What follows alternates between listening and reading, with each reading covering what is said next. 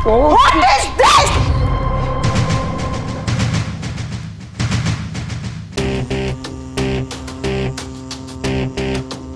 আসসালামু আলাইকুম madam.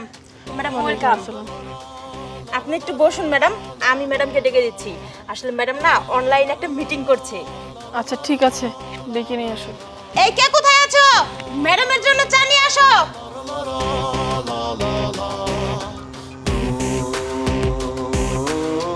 Sir, ma'am, ma'am চাটা। ও হ্যাঁ, কি হলো ম্যাডাম? চাটা নেন না কে? নেন।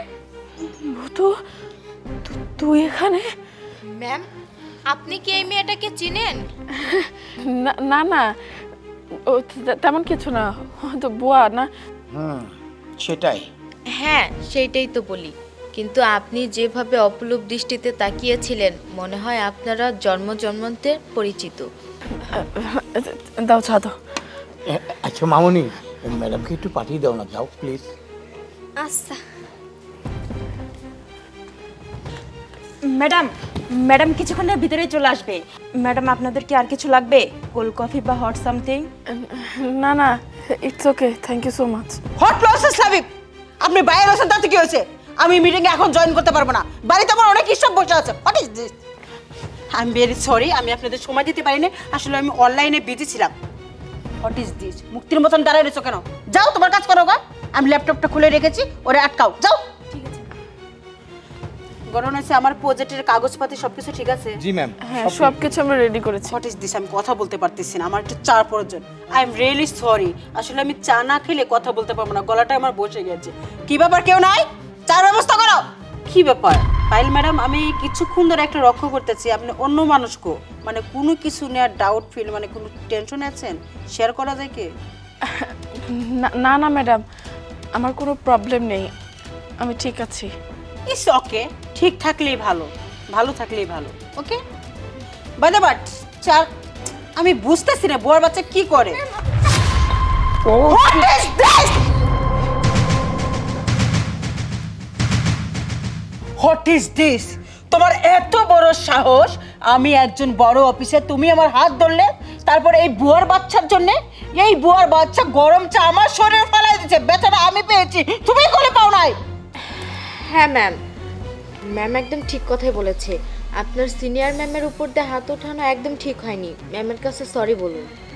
হ্যাঁ ম্যাম, বিথি ম্যাডাম ঠিক বলেছেন, আপনার অবশ্যই সরি বলা উচিত। কি ব্যাপার পাইল ম্যাডাম, এখন আপনি দাঁড়া রয়েছেন, কেন সরি বলছেন না আমাকে?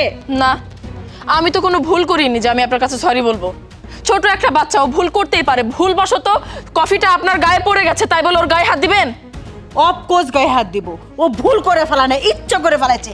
এইটুকু ছেড়ে হলে কি হবে, কিন্তু মেয়েটা খুবই চালাক, শিয়ানা আমার, তাই না? এত শিয়ানা, আমি চাকরি থেকে আউট করবো। অবশ্যই অবশ্যই চালাক হবে, আমার মেয়ে বলে কথা। হট, আপনার মাথা ঠিক আছে? আপনি বিয়ে শাদী হন নাই, আপনি কেবল চাকরিতে কিছুদিন ধরে জয়েন করেছেন। আমি তো আপনাকে কখনো বলিনি যে আমার বিয়ে শাদী হয়েছে বা বিয়ে শাদী হয়নি। আমার পার্সোনাল লাইফ নিয়ে তো আমি আপনাকে কিছুই বলিনি, আপনি কেন অ্যাডভান্স কথা বলছেন? দেখুন, ও হচ্ছে আমার মেয়ে, আমি ওকে 10 মাস 10 দিন পেটে ধরেছি।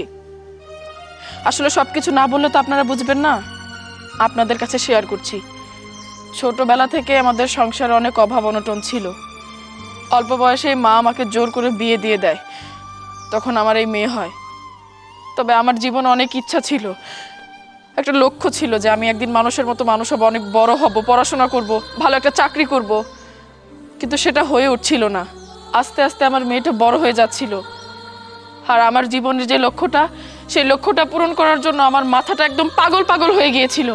একটা পর্যায়ে আমি বাধ্য হয়ে আমার এই মেয়েকে আমার মায়ের কাছে রেখে বাসা থেকে এক প্রকার পালিয়ে আসি, শুধুমাত্র লেখাপড়া করার জন্য, ভালো একটা চাকরি করার জন্য, শুধুমাত্র আমার গোলটাকে পূরণ করার জন্য। হ্যাঁ, আমি লেখাপড়া করেছি, ভালো চাকরিও পেয়েছি, কিন্তু পরিবারের কাছে যাওয়ার সময় এখনো হয়নি, সেজন্য আমি যাইওনি। কিন্তু আমি কখনো ভাবিওনি যে আমার মেয়ে এভাবে একটা অফিসের মধ্যে বুয়ার কাজ করবে। আমি ভেবেছিলাম আর 1 বছর আমি আমার মেয়ের থেকে দূরে থাকব, তারপরে একেবারে আমার মেয়ের কাছে চলে যাব, ওকে মানুষের মতো মানুষ করব। আমার টাকা পয়সা সব কিছু হয়েছে, কোনো দিক থেকে এখন আমার কোনো অভাব নেই। আমার মেয়েকেও আমি মানুষের মতো মানুষ করব। কিন্তু আমি যদি জানতাম আমার মেয়ে এই ধরনের বুয়ার কাজ করে বেড়াচ্ছে, আমি কখনোই এটা মেনে নিতাম না। আসলে সব কিছুই আমার অজানা ছিল। ও আমার মেয়ে, এতদিন হয়তো অভাব অনটনের জন্য আমার মেয়ে এখানে বুয়ার কাজ করেছে, কিন্তু আজকের পর থেকে আমার মেয়ে আর এই কাজ করবে না, কারণ ওর মা ওর কাছে ফিরে এসেছে। আমি আমার মেয়েকে আজ থেকে আর বুয়ার কাজ করতে দিব না, ওকে আমি মানুষের মতো মানুষ করব। ও মাই গড রে, রিয়েলি আমি তোমার কাহিনী শুনে আমি অবাক হয়ে গেছি। একদম উত্তম কাম করেছো। তোমার মেয়ের জীবন থেকে তুমি 4 বছর ফাঁকে থেকে নিজের জীবনটাকে সেটেল করে তুমি এখন আবার ওদের জীবনে এসে ওদের জীবনটা তুমি সেটেল করবে। এইটাই তো করার উচিত। এটা তো মায়ের মতো কাজ করেছো। এটাই আমাকে তোমার মা, মা তো তুমি কেমন আছো? মা, আমার কথা বাদ দে। তুই এতদিন পরে কই থেকে আইলি? এতদিন পরে আমার কথা মনে পড়লো। ও মা, তুই কই আসিলি? তোর আমরা কত খুঁজছি, পাই নাই। তোর চিন্তায় চিন্তায় আমি তো অসুস্থ হয়ে পড়ছি। আমার বুতু শেষমেশ আমার অসুস্থের জন্য এনে কাজ করতেছে আমার বদলা। ও মা, মা গো, তুই আমার ক যা, আমার তুই আর কোনোদিন যাবি না ক, আর কোনোদিন তোর যাইতেও দিব না। মা, মা পাগলামি করো না মা, এখন আর তোমাদের কান্নাকাটি করার দিন নেই। আমি ইচ্ছে করেই তোমাদেরকে ভালো রাখার জন্য, ভালো থাকার জন্য তোমাদের থেকে দূরে চলে গিয়েছিলাম। যে ভালো থাকার জন্য দূরে গিয়েছিলাম সেই ভালোটাই হয়েছে মা। আমি অনেক বড় একটা জব করি, এখন আর আমাদের সংসারে কোনো অভাব অনটন কিছু থাকবে না। ভূতু, তুমি, আমি সবাই মিলে অনেক ভালো থাকবো, আমাদের আর কোনো অভাব থাকবে না মা। আজ থেকে যা হবে সব ভালো হবে। ও মা, মা গো, আল্লাহ যা করে ভালোর জন্য করে, কিন্তু আমার বিশ্বাস ছিল একদিন আমার কাছে ফিরে আসবে। আল্লাহ তোমার কাছে লাখ লাখ শুকরিয়া, আমার মাই আমার কাছে ফিরে আইছে। আচ্ছা ঠিক আছে, আর কান্নাকাটি করার কোনো দরকার নেই। ম্যাম, আমি অফিসে এসে বাকি বিষয় আপনার সাথে পরে কথা বলবো। অফকোর্স। এখন আমি আমার মাকে আর মেয়েকে নিয়ে আমাদের বাড়ি যাচ্ছি। ওকে। এই ড্রাইভার, আমার গাড়িটা বাই করো তো। আচ্ছা যাও, তুমি আমার গাড়িতে যাও।